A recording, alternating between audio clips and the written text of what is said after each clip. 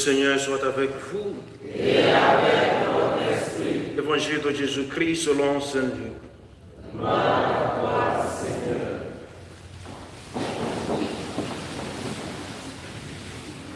En ce temps-là, Jésus disait à ses disciples, un homme riche avait un gérant qui lui fut dénoncé comme dilapidant ses biens.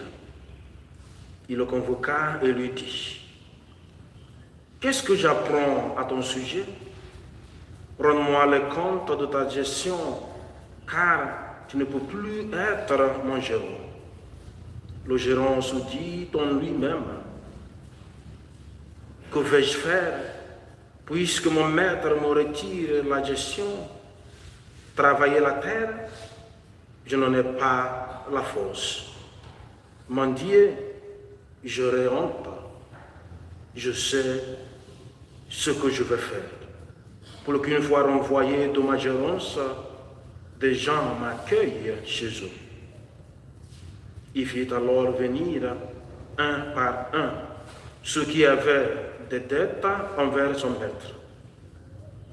Et demanda au premier, « Combien dois-tu à mon maître? » Il répondit, « 100 barils d'huile. » Le gérant lui dit, « Voici ton reçu.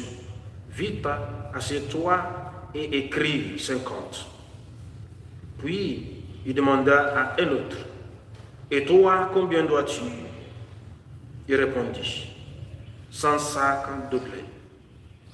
Le gérant lui dit, « Voici ton reçu, écris 80. » Le maître fit l'éloge de ce gérant malhonnête, car il avait agi avec habileté.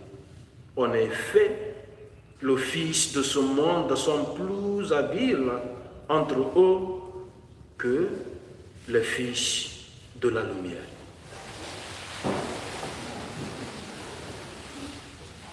Acclamons la parole de Dieu. Louange à toi, Seigneur Jésus.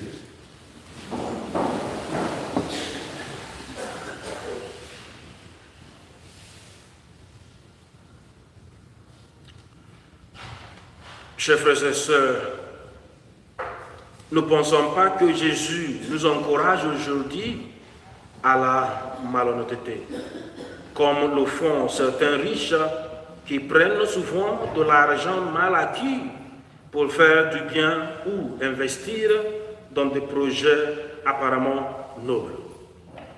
Cela est condamnable surtout par les lois divines.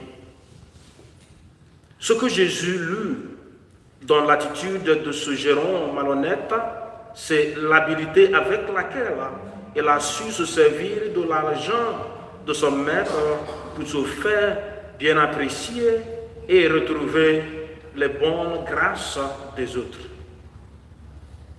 En effet, dit Jésus, les fils de ce monde sont plus habiles entre eux que les fils de la lumière.